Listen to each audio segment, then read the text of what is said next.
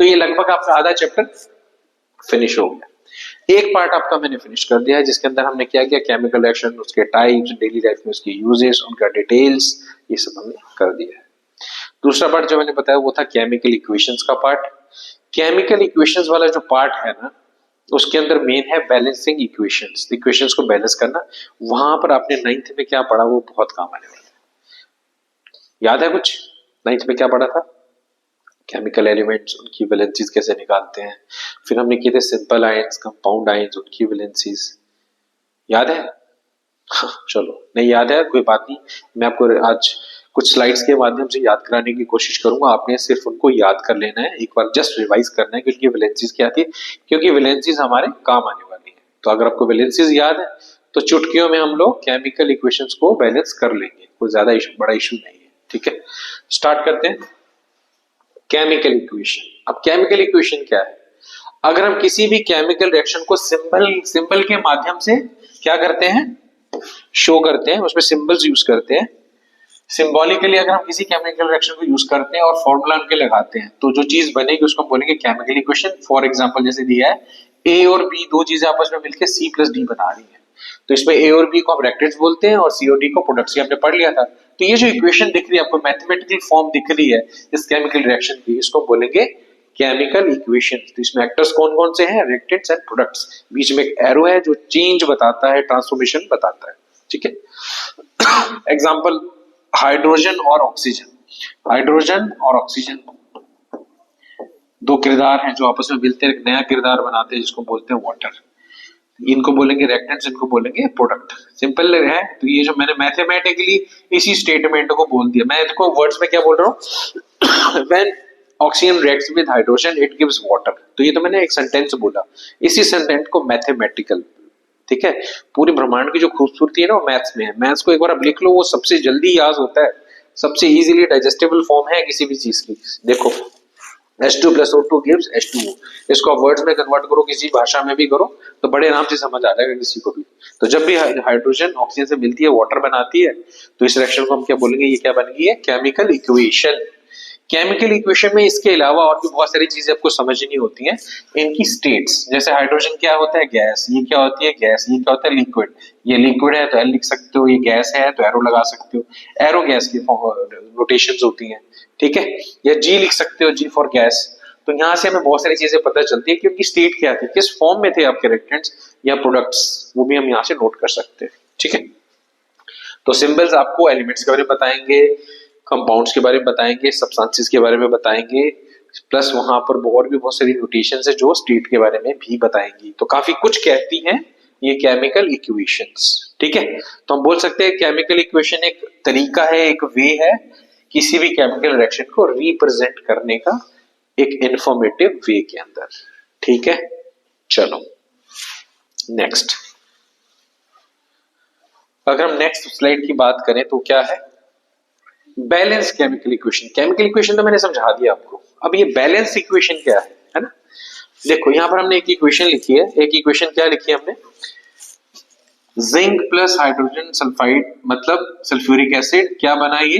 Zinc sulphate and hydrogen, reactants, products, और इसको हम बोलेंगे केमिकल इक्वेशन। यहां पर क्या है, आपने ये लॉ पढ़ा होगा, law of conservation of mass. Equation को हम तभी सही मानते हैं जब उसके एरो के दोनों साइड वाले पार्ट्स के अंदर, दोनों के अंदर क्या हो, मास इधर का और उधर का मास। क्योंकि आपको पता है ना, मास हमेशा कंजर्व रहता है, बिफोर द रिएक्शन और आफ्टर द रिएक्शन मास कभी भी चेंज नहीं होना चाहिए सब्सटेंस का, क्योंकि वो एक फंडामेंटल कांस्टेंट है। कांस्टेंट चीजें बदलती नहीं है, तो इधर या इधर दोनों साइड मास बराबर होना चाहिए। अगर मास बराबर नहीं है तो आपको उसको बैलेंस करना पड़ेगा, तभी उसको हम करेक्ट इक्वेशन बोलेंगे या फिर बैलेंस्ड इक्वेशन बोलेंगे। अगर उसमें मास बराबर नहीं है दोनों साइड पे तो हम बोलेंगे अनबैलेंस्ड इक्वेशन। तो हमारे सिलेबस में बैलेंस्ड इक्वेशंस है। इक्वेशंस अगर हमें पता है तो उनको पहले आपको बैलेंस करना पड़ेगा ताकि दोनों साइड पे मास बराबर हो सके। तो कौन से लॉ को फॉलो करता है ये? कंजर्वेशन ऑफ मास को फॉलो करती है बैलेंस्ड इक्वेशंस फॉलो। ठीक है, याद रखना ये लॉ बड़े बार आता है। कौन सा लॉ है? Conservation of mass. अब हम चलेंगे मेन टॉपिक की तरफ, जो सेकंड पार्ट का हमारा इंपॉर्टेंट टॉपिक है। वो क्या है कि आपको इक्वेशंस को बैलेंस कैसे करना है। तो वो बैलेंस करने से पहले मैं आपको छोटी सी चीज बता दूं कि जब भी बैलेंसिंग इक्वेशन आएगा ना आपका टॉपिक, तो आपको ये पता होना चाहिए बैलेंसिंग इक्वेशन जो है टॉपिक जो है उसके अंदर तीन टाइप के क्वेश्चंस आपको आते हैं। सबसे पहले सिंपल, एक एग्जांपल लूंगा मैं, छोटा सा चीज आपको समझाने की कोशिश करूंगा। सिंपल क्वेश्चन, सिंपल क्वेश्चन कैसे सिंपल लिख देंगे जी, हाइड्रोजन प्लस ऑक्सीजन और उन्होंने आपको वाटर बना दिया, इसको बैलेंस करके दिखाओ। बहुत सिंपल क्वेश्चन है, साफ साफ दिखता है, प्लस लिखा होता है, एरो लगा होता है, सभी केमिकल्स के नाम लिखे होते हैं, साफ नजर आता है। ठीक है, दूसरे टाइप का क्वेश्चन क्या होता है, इसी को वो क्या लिख देते हैं, हाइड्रोजन, वर्ड्स में लिखेंगे hydrogen plus oxygen gives water. Clear हो गया? इसमें भी वही चीज है, लेकिन वर्ड्स में हाइड्रोजन का फॉर्मूला नहीं दिया, ऑक्सीजन का फॉर्मूला नहीं दिया, वाटर का फॉर्मूला नहीं दिया, फॉर्मूले भी आपको ही बनाने हैं। हाँ, प्लस दिख रहा है आपको, एरो दिख रहा है, ये चीजें दिख रही है यहाँ पर, कौन किससे रिएक्ट हुआ, क्या प्रोडक्ट बन रहा है, वो पता चल जा रहा है यहाँ पर, लेकिन फॉर्मूलाज नहीं दिए हुए हैं। ये हो गया आपका टाइप नंबर 2। तीसरा है, उसमें आपको प्लस और एरो भी नहीं देंगे, सीधे एक स्टेटमेंट देंगे। वो स्टेटमेंट वाला जो टाइप है ना, वो तीसरा टाइप हो जाएगा। स्टेटमेंट में क्या लिखेंगे, when hydrogen reacts with oxygen it gives water। तो एक स्टेटमेंट लिख दिया और बोला कि इसको बैलेंस करो। क्वेश्चन सेम है, लेकिन उनको रिप्रेजेंट करने के तीन तरीके हैं। किसी भी फॉर्म में आपको क्वेश्चन आ जाएगा और आपको उससे डील करना पड़ेगा। ठीक है, तो हम इन तीनों को एक एक करके करेंगे, इसलिए मैंने इसके तीन टाइप बना दिए, टाइप 1, टाइप 2, टाइप 3। आपकी बुक के अंदर जो भी इन टाइप के अंदर है सारे क्वेश्चन हम करेंगे, बट याद क्या करना पड़ेगा आपको, वैलेंसीज बड़ा इंपॉर्टेंट है, वैलेंसीज के बिना नहीं हो पाएगा।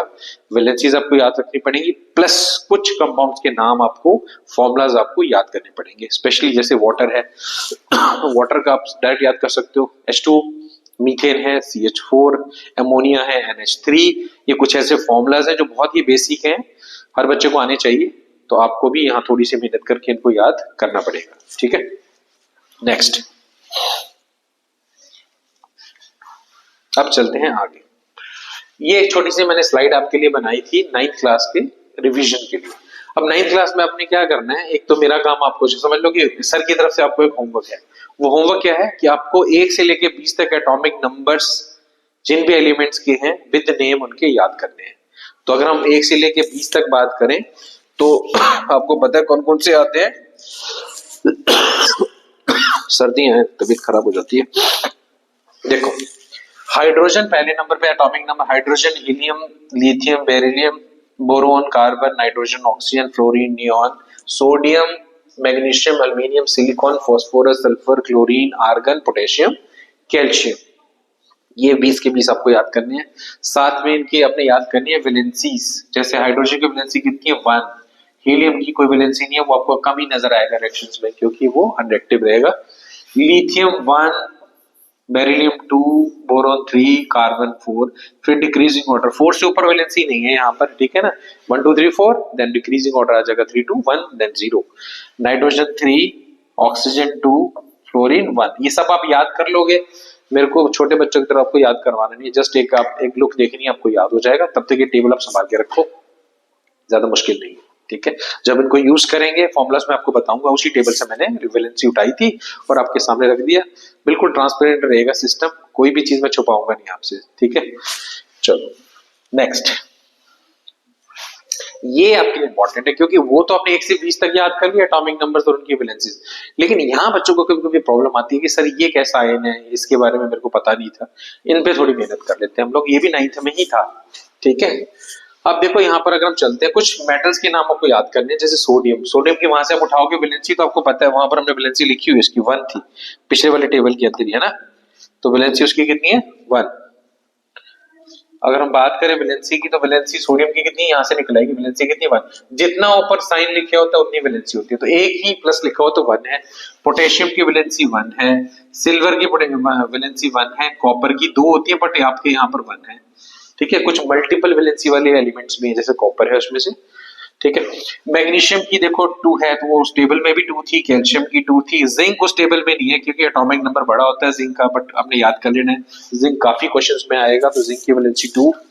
आयरन की वैलेंसी 2 भी होती है, 3 भी होती है, वो डिपेंड करता है सिचुएशन के ऊपर। यहाँ पर ये रोमन में जो नंबर लिखा है वो वैलेंसी है। यहाँ पर ये साइन में स्टार कैसे नहीं लगाया हुआ है, क्योंकि मल्टीपल वैलेंसी वाली चीजें हैं। कॉपर की 2 है यहाँ पर जैसे, ठीक है। अल्मीनियम की परमानेंट 3 होती है, आयरन की कुछ भी हो सकती है, 2 3 कुछ भी हो सकती है, वो डिपेंड करेगा, जब उसका नाम देंगे आपको वो ध्यान से पढ़ना है। हाइड्रोजन की वैलेंसी 1 है। इसके आगे देखो, यहां तक तो ये सिंपल सिंपल एलिमेंट्स के नाम थे, आपने वैलेंसी याद कर ली। बट जब भी हाइड्राइड कहीं सुनाई देगा आपको सेंटेंस के अंदर, तो आपने याद रखना उसकी वैलेंसी -1 होती है, लेकिन न्यूमेरिकल वैल्यू 1 ही है। क्लोराइड आए तो 1 लेनी है, ब्रोमाइड आए तो 1 लेनी है, आयोडाइड आए तो 1 लेनी है, ठीक है। ऑक्साइड वर्ड कहीं पे आए तो ऑक्सीजन की वैलेंसी 2, ऑक्सीजन लेना है और 2 लिखनी है वैलेंसी उसकी। सल्फाइड आए तो सल्फर है और उसकी वैलेंसी भी 2 है। नाइट्राइड आए तो वैलेंसी 3 है। ये बहुत इंपॉर्टेंट चार्ट, ये है चार्ट, आपको याद करना पड़ेगा, इतनी मेहनत आपको करनी पड़ेगी मेरे साथ। अमोनिया बड़ा इंपॉर्टेंट है, NH4 बोलते हैं, वैलेंसी 1 होती है। ऑक्साइड है तो OH लिखना है, वैलेंसी 1 है। नाइट्रेट है तो NO3 लिखना है, वैलेंसी इसकी भी 1 है। सोडियम कार्बोनेट है तो HCO3 लिखना है, वैलेंसी 1 है। कार्बोनेट बहुत इंपॉर्टेंट है, CO3 लिखना है, वैलेंसी 2 याद करनी है आपने। सल्फाइट हो तो SO3 लिखना है, वैलेंसी 2 लिखनी है। सल्फेट हो तो वैलेंसी 2 लिखनी है, SO4 लिखना है। फॉस्फेट कहीं पर अगर टर्म आती है तो PO4 लिखना है, वैलेंसी 3 लिखनी है। तो ये टेबल बड़ा इंपॉर्टेंट रहेगा, सिंबल और वैलेंसीज दोनों याद कर लो, बैलेंस करने की गारंटी मैं दूंगा, ठीक है। तो कैसे बैलेंस करना है अभी चलते हैं आगे, ये याद कर लो, बार बार वीडियोस को देखो, आपको याद हो जाएगा। किसी कॉपी पे लिख लो, क्योंकि बैलेंस का क्वेश्चन गारंटी के साथ हर बार आता है और आएगा इस बार भी। वो तो कुछ है ही नहीं कि हम बोलेंगे इसको भूल जाते हैं, नेग्लेक्ट कर देते हैं ना। फ्री के मार्क्स हैं, क्यों छोड़ेंगे हम लोग।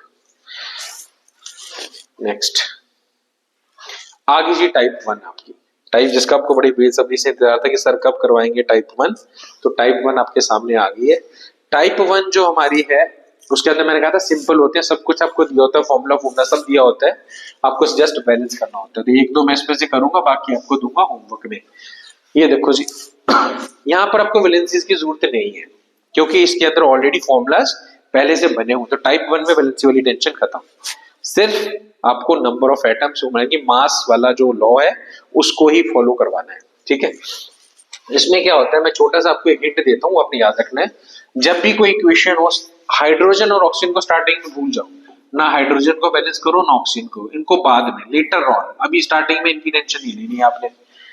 इक्वेशन जब भी को उठाओगे आपने हाइड्रोजन और ऑक्सीजन को नहीं देखना है, उसके अलावा जो एलिमेंट्स है उनको देखेंगे पहले। तो पहला क्वेश्चन अगर देखिए, देखो इसके अंदर ऑक्सीजन है, ऑक्सीजन ओ को भूल जाओ। इसके अलावा कौन पार्टिसिपेट कर रहा है, सोडियम है, क्लोरीन है, सिल्वर है, इनको बैलेंस करते हैं। तो जैसे सबसे पहले आप Ag को बैलेंस करना चाहते हो ना, तो Ag देखो यहाँ पर 1 है, यहाँ भी 1 है, ओके, Ag का तो डन हो गया। नेक्स्ट क्लोरीन यहाँ 1 है, यहाँ भी 1 है, तो क्लोरीन को भी बैलेंस करने की जरूरत नहीं है, वो बैलेंस्ड है ऑलरेडी। अगर हम Ag की बात करते हैं तो Ag भी दोनों साइड क्या है, बैलेंस है, तो इसको भी छोड़ दो। अब आते हैं ऑक्सीजन पे, क्योंकि तीन चीजें, चार ही चीजें थी, उनमें से 3 निकल गई, अब ऑक्सीजन का नंबर आ गया। ऑक्सीजन यहाँ 3 है, यहाँ भी 3 है, तो इसका मतलब ऑक्सीजन भी बैलेंस्ड है, इसका मतलब ये इक्वेशन पहले से ही बैलेंस्ड है, हमें बैलेंस करने की जरूरत नहीं है, सिंपल। नेक्स्ट दूसरी इक्वेशन पकड़ते हैं। अब दूसरी इक्वेशन में भी वही फॉलो करेंगे, ऑक्सीजन हाइड्रोजन को बाद में, पहले बाकी चीजों को हम लोग देखेंगे। तो यहाँ पर कौन कौन पार्टिसिपेंट है हमारा, मैं इसको हटा देता हूं पहले। जो आपका पार्टिसिपेंट है यहाँ पर वो कौन है, देखो सेकेंड इक्वेशन के अगर हम देखें ना, तो इसमें कौन कौन आ रहे हैं, हाइड्रोजन आ रहा है, उसको हम नहीं लेंगे अभी, नाइट्रोजन है, कैल्शियम है, बस ये 2 चीजें हैं ऑक्सीजन हाइड्रोजन के अलावा। पहले हम सोडियम को लेंगे। अगर हम सोडियम को लें, इसको नाइट्रोजन को, सॉरी नाइट्रोजन को अगर लें, तो यहाँ नाइट्रोजन 1 है, यहाँ पर नाइट्रोजन 2 है, कितने 2, ब्रैकेट में मतलब सबसे मल्टीप्लाई हो रहा है, तो नाइट्रोजन 2 है, यहाँ पर 1 है, तो इसका मतलब हमें इसको 2 से मल्टीप्लाई करना है, तो इसका मतलब यहाँ नाइट्रोजन 2 हो गया, तो नाइट्रोजन आपकी बैलेंस हो गई। अब लेते हैं कैल्शियम को। कैल्शियम यहाँ पर कितने है, सिंगल है, ब्रैकेट के बाहर है, इधर भी ब्रैकेट से बाहर, ये भी सिंगल है, इसका मतलब कैल्शियम भी आपका बैलेंस्ड है। अब रह गए हाइड्रोजन और ऑक्सीजन, कोई एक बैलेंस कर लो जो आपको करना है, या तो हाइड्रोजन कर लो या ऑक्सीजन कर लो। पहले हाइड्रोजन को कर लेते हैं। हाइड्रोजन देखो 2 मल्टीप्लाई हो रहा है, 2 ये हो गया और 2 यहां से मल्टीप्लाई, तो हाइड्रोजन आपका हो गया 4 इस साइड पे। उस साइड अगर हाइड्रोजन की बात करें तो हाइड्रोजन अभी तक 2 ही है, तो एक 2 आपको यहां लगाना पड़ेगा, तो 2 × 2 4, तो हाइड्रोजन भी इस साइड भी बैलेंस हो गया। अब आप देखोगे जो ऑक्सीजन बचा वो ऑलरेडी बैलेंस हो जाएगा। कैसे चेक कर लेते हैं। 3 है 2 दोनों मल्टीप्लाई हो तो 6 हो गए आपके ऑक्सीजन। 2 ऑक्सीजन यहां पर भी लिखे हुए तो कितने हो गए आपके टोटल, कितने हुए 6 + 2 8 हो गए। तो 8 आपके यहां पर हो गए। ठीक है, इधर अगर हम बात करें ऑक्सीजन की तो 3 × 2 कितने हुए 6 + 2 यहां पर है तो इधर भी 8 हो गए। इसका मतलब ऑक्सीजन ऑलरेडी बैलेंस हो गया। तो ये बड़ा मजेदार बात है कि अगर आप 3 कर लेते चौथी चीज ऑटोमेटिक बैलेंस हो जाती है। बट आपने याद रखना है ऑक्सीजन और हाइड्रोजन को लास्ट में बैलेंस करना है, उसके अलावा जितने भी मेटल्स उनको पहले बैलेंस करना है। बड़ा सिंपल सा ट्रिक है। ठीक है जी, आसान है, समझ आ गया। रिवाइज एक बार फिर से अपने रिवाइंड करके देख लेना है। मैं एक और एग्जांपल आपको कराता हूँ, एक होमवर्क में दूंगा आज। ठीक है, सारे मैं नहीं करूंगा, आपको प्रैक्टिस के लिए क्वेश्चन चाहिए। एनसीईआरटी के बैक साइड पे बहुत सारे क्वेश्चंस दिए हुए हैं, उनको आपने जरूर करना है। ठीक है, चलो अब एक एग्जांपल लास्ट में ये करते हैं। इसमें देखो ये इसमें कन्वर्ट हो रही है, ये एग्जांपल में पकड़ता हूँ। तो क्या रूल बताया मैंने, हाइड्रोजन और ऑक्सीजन को भी नहीं करना है। तो कौन कौन पार्टिसिपेट कर रहा है उसके अलावा, यहाँ पर सोडियम पार्टिसिपेट कर रहा है और सल्फर पार्टिसिपेट कर रहा है, बाकी हाइड्रोजन ऑक्सीजन ये सारा कुछ। तो पहले सोडियम को पकड़ते हैं। अब सोडियम है 1, यहाँ पर है 2, इसका मतलब इधर कम है तो इधर हम 2 से मल्टीप्लाई कर देंगे तो सोडियम हो गया। ओके, देन आते हैं सल्फर पे। सल्फर देखो तो यहाँ पर एक ही है सल्फर और इधर पूरे में भी एक ही सल्फर, तो सल्फर ऑलरेडी बैलेंस है। अब चलते हैं आगे। अब रहते हैं ऑक्सीजन के ऊपर। ऑक्सीजन देखो यहाँ पर 2 और 4 6 हो गए ऑक्सीजन। इधर देखो ऑक्सीजन कितनी है 4 और यहाँ पर 1 है 5 है, तो यहाँ पर आपको 2 लगाना पड़ेगा ताकि ऑक्सीजन भी 6 हो जाए। तो ऑक्सीजन बैलेंस होगी। अब रह गया लास्ट हाइड्रोजन, वो ऑटोमेटिकली बैलेंस हो जाएगी। देखना ये हो गया 2, ठीक है, और इधर से 2 2 + 2 4 हो गया हाइड्रोजन। इधर हाइड्रोजन 2 × 2 4, ये भी ऑलरेडी बैलेंस, तो ऑटोमेटिकली बैलेंस। तो बहुत अच्छा तरीका मैंने आपको दे दिया है कि जब भी आपको बैलेंस करना है तो हाइड्रोजन ऑक्सीजन के अलावा चीजों को बैलेंस कर लो। उसके बाद हाइड्रोजन या ऑक्सीजन किसी एक को बैलेंस कर लो, दूसरी चीज ऑटोमेटिकली बैलेंस होती है। ठीक है, बहुत सिंपल है, एक बार प्रैक्टिस करो। ये वाला क्वेश्चन आपकी प्रैक्टिस के लिए रहा। कोई गिफ्ट मेरी तरफ से भी आपको जाना चाहिए ना, तो ये आज का गिफ्ट है, इसको आपने करना है। नेक्स्ट, ये आगे टाइप 2। टाइप 2 के अंदर हमने क्या बताया था कि आपको फॉर्मूला दिया होगा, प्लस बताया होगा, एरो बीच में दिया होगा, बट फॉर्मूलाज नहीं दिए होंगे। यहां पर आपको वैलेंसीज की याद आएगी और वो आपको काम आएंगी सारी की सारी। तो इसमें एग्जांपल मैं पहला ही देता हूं।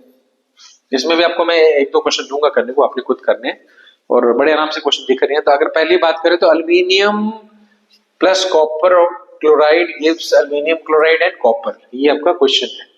तो मैं यहां अगर आऊं तो ध्यान से देखो, हर चीज का फॉर्मूला बनाना है। तो मैं पहला क्वेश्चन कर रहा हूं अल्मीनियम, तो अल्मीनियम का सिंबल होता है AN, ये सिंपल मिल जाएगा आपको 20 में से। देन है कॉपर क्लोराइड, आप यहाँ पर सीधे नहीं लिखोगे कॉपर क्लोराइड, आपको बनाना पड़ेगा इसको पहले, जैसे 9th में हमने सीखा था। तो कॉपर क्लोराइड को कैसे बनाएंगे, पहले तो कॉपर लिखो फिर क्लोराइड, कॉपर का सिंबल Cu और क्लोराइड का Cl। उसके बाद इनकी वैलेंसीज लिखनी है आपको। कॉपर की वैलेंसी 2 होती है, क्लोरीन की 1 होती है, क्रॉस मल्टीप्लिकेशन करनी होती है, आपको पता है ना 9th में किया था हमने। तो बनेगा Cu 1 है और Cl 2 है, तो CuCl2 ये बना है इसका फॉर्मूला। सीधे सीधे नहीं लिखना है कॉपर क्लोराइड, उनको साइड पे पहले बैलेंस करना है, मल्टीप्लिकेशन क्रॉस मल्टीप्लिकेशन वाले मेथड जो हमने वैलेंसीज को लेके किया है वो करना है, देन उसको लिखना है। और ये वैलेंसीज कहां से मिलेगी, मैंने 2 स्लाइड्स आपको पहले दे दी है। उसके बाद इधर देखो क्या गया अल्मीनियम क्लोराइड, ये भी आपको बनाना पड़ेगा जितने भी कंपाउंड्स हैं। अल्मीनियम क्लोराइड, अल्मीनियम का सिंबल क्लोराइड का सिंबल। अल्मीनियम की वैलेंसी वहां चार्ट में देखो 3 लिखी है, क्लोरीन की 1 लिखी है, क्रॉस मल्टीप्लाई करो बनेगा AlCl3। तो मैंने यहाँ क्या बना दिया AlCl3 प्लस कॉपर। कॉपर की नोटेशन सिंपल, सिंपल मेटल्स को ऐसे लिखते हैं। तो ये आपका बन गया टाइप 1। तो टाइप 2 को हमने टाइप 1 में कन्वर्ट कर लिया। आगे वही पुराना फंडा है जो मैंने आपको बताया था, हाइड्रोजन ऑक्सीजन को छोड़ के बाकी बैलेंस कर लो, उसके बाद किसी हाइड्रोजन ऑक्सीजन को कर लो बैलेंस, ऑटोमेटिकली सारी चीजें बैलेंस हो जाएगी। बहुत सिंपल। तो क्या करते हैं, अल्मीनियम देखो बैलेंस्ड है, क्लोरीन यहाँ 2 है वहां 3 है, तो अब उल्टा हमारी इधर 2 है 3 है तो उल्टा करना है, जहां 2 लिखा है उसको 3 से कर दो, जहां 3 लिखा वहां 2 से मल्टीप्लाई कर दो। ठीक है, उसके बाद आते हैं कॉपर पे, कॉपर यहाँ 3 है वहां 1 ही दिख रहा है, यहाँ 3 लगा दो, दोनों बैलेंस हो गया। बहुत सिंपल था, कोई ज्यादा मुश्किल नहीं है। आसान लगा मेथड। सेम आपने अब यहां करना है, ये 3 क्वेश्चन है, ये आप खुद करोगे, बहुत आसान है। नहीं आएगा कमेंट्स में मेरे को लिखो, मैं आपको और एग्जांपल लेके आऊंगा, बट होमवर्क आपको करना पड़ेगा पूरा साल भर। अगर हम समझ नहीं पाए चीजें कोई बात नहीं, अब समझेंगे, लेकिन अब कोई भी कमी नहीं छोड़ेंगे। 10-15 दिन जो भी होगा हम उसके अंदर जो मैं बोलूंगा और जो आपकी प्रॉब्लम्स हैं वो हम मिलके सॉल्व करेंगे, लेकिन आपको माननी पड़ेगी बात, है ना। जब हम कुछ नहीं कर पाते ना, हमारे साथ कोई एक्सपीरियंस बंदा जुड़ता है जो चाहता है कि आप लोग जिंदगी में अच्छा परफॉर्म करें, तो आपको उनकी बातें माननी होती है, क्योंकि वो आपको हमेशा सही डायरेक्शन में लेके जाएगा और जल्दी से आपको आपके मुकाम तक पहुंचाएगा। वही मेरा मकसद है। तो ये क्वेश्चन 3 मैंने आपको होमवर्क में दिए, आपने करने नहीं आएंगे कमेंट्स में लिखो, मैं करवाऊंगा, ठीक है। नेक्स्ट।